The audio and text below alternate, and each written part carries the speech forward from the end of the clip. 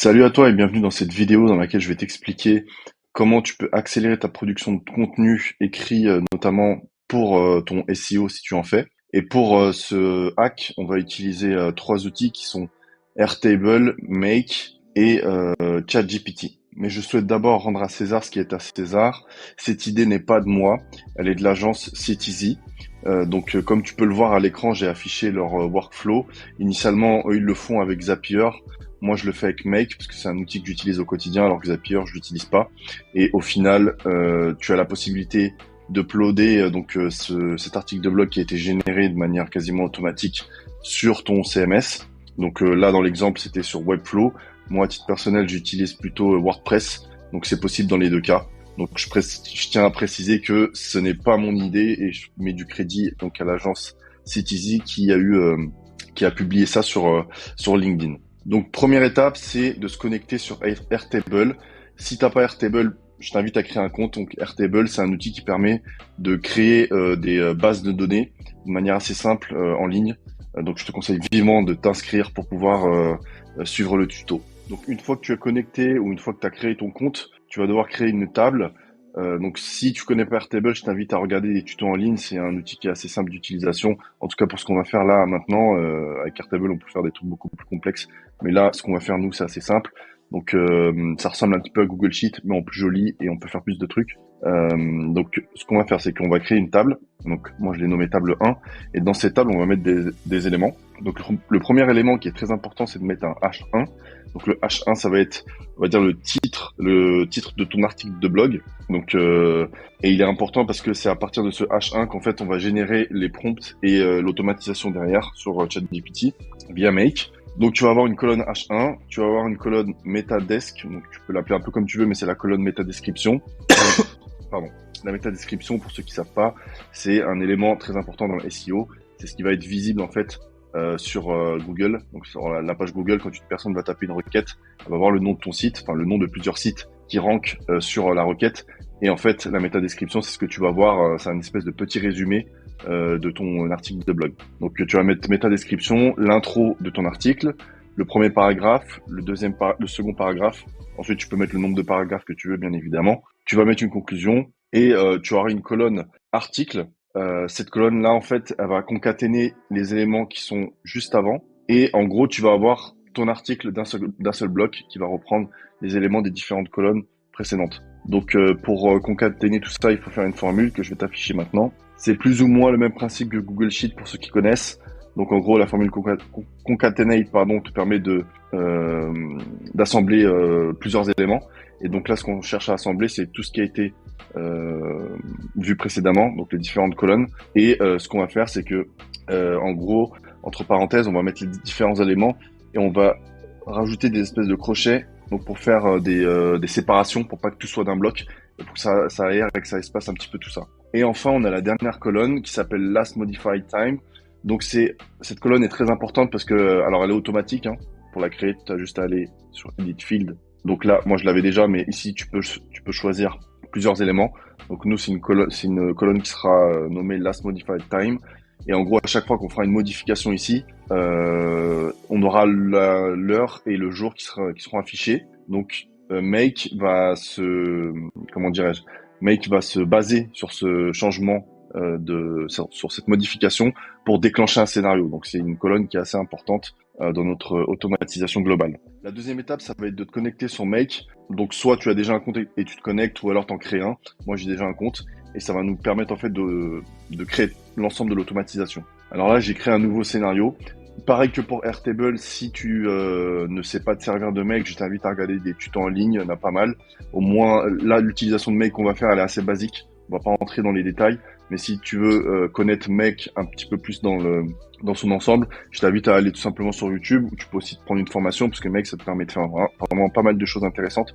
Mais là, je vais pas rentrer dans les détails dans cette vidéo. Là, c'est vraiment pour te montrer globalement l'automatisation pour la génération d'articles de blog. Donc, ce qu'on va faire, c'est qu'on va créer un nouveau module, et on va choisir Airtable. Hop. Et ce qu'on va faire, c'est qu'on va prendre une fonction Watch Records.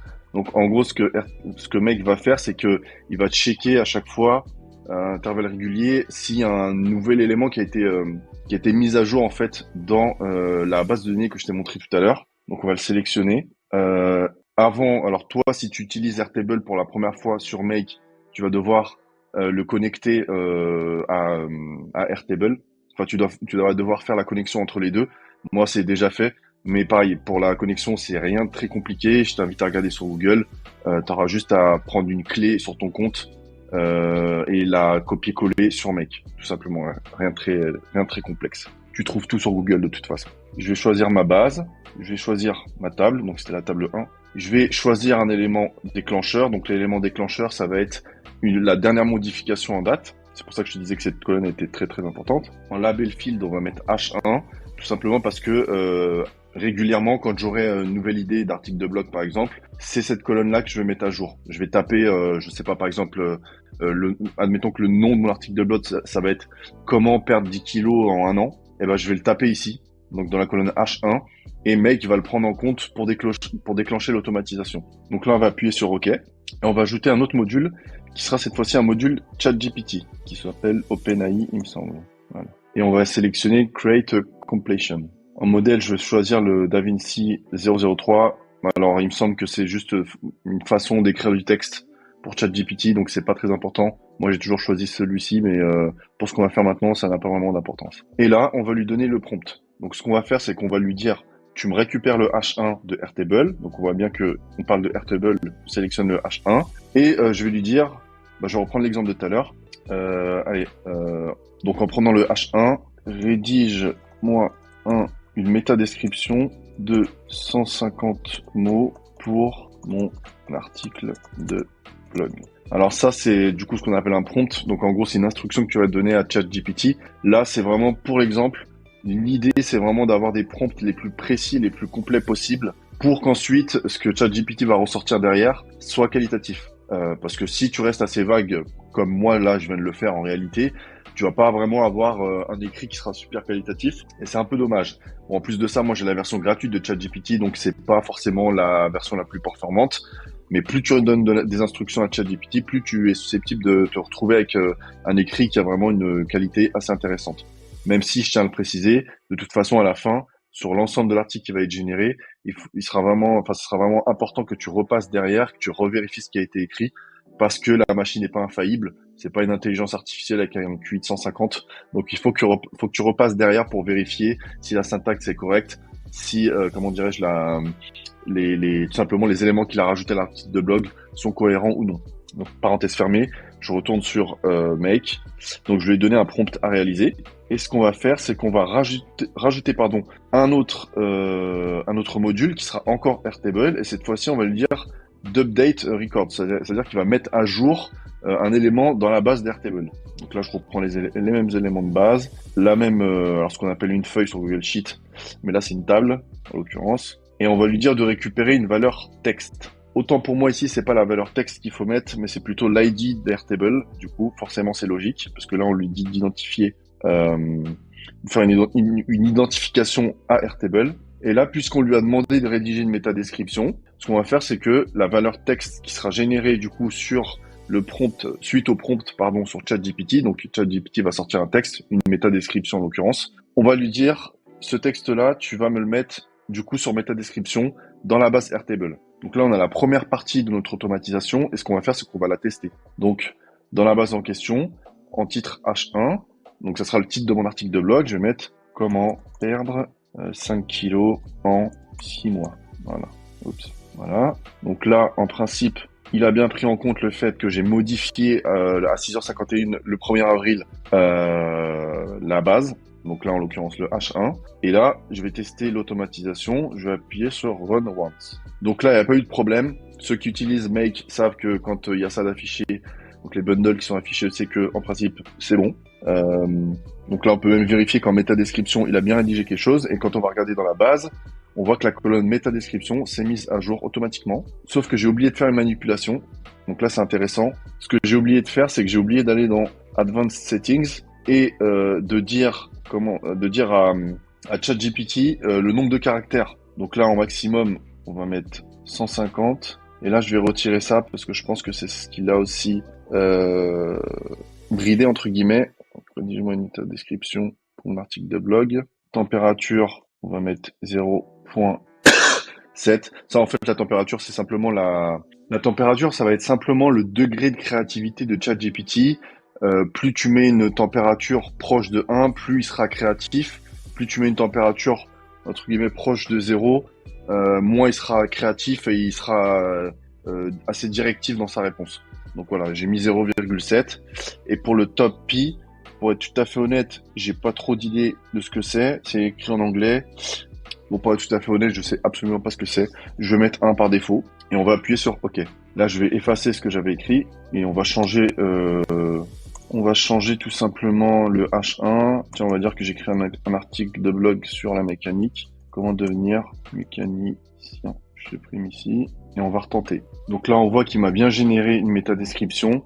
Je la trouve pas ouf, mais comme je vous ai dit, le prompt que j'ai donné, il est pas non plus super quali, donc forcément, ce qui en sort, c'est pas dément. Et en gros, l'idée là, ce qu'il faut faire, c'est que il faut répéter l'opération à chaque fois. Donc là, ce qu'on aura à faire, c'est juste à rajouter un module ChatGPT en lui redonnant quasiment les mêmes instructions, ok, à part sur le prompt où cette fois-ci, ça sera assez différent. Et sur l'update record sur Airtable, cette fois-ci, c'est pas la métadescription qu'on va lui demander de mettre à jour, mais ça sera par exemple l'intro. Et on répète ça autant de fois qu'il faut, autant de fois qu'il y a d'étapes à réaliser. Donc on va refaire la même chose pour l'intro, pour paragraphe 1, paragraphe 2 et pour la conclusion. Et la colonne article va se charger en fait de concaténer tous les éléments qui seront ajoutés dans les différents paragraphes et dans la conclusion, l'intro, etc. Et ensuite on pourra créer une dernière automatisation où on va demander simplement à Make d'envoyer par exemple l'article de blog sur notre compte WordPress ou sur notre Webflow ou peu importe sur un Google Sheet pour qu'on ait l'intégralité du texte sur quelque part et qu'on puisse ensuite faire une revue de ce texte-là, de le relire, ce qui va nous permettre de modifier ce qu'il y a à modifier et de corriger les erreurs. Eh bien, on arrive à la fin de cette vidéo. J'espère qu'elle t'a plu, qu'elle n'a pas été trop technique et trop longue. Alors technique, elle n'est pas tant que ça parce qu'en réalité, c'est une automatisation assez facile. Si tu as l'habitude d'utiliser Make, tu sais qu'on peut faire des choses de beaucoup plus compliquées. Mais voilà, j'espère que ça t'a appris pas mal de choses.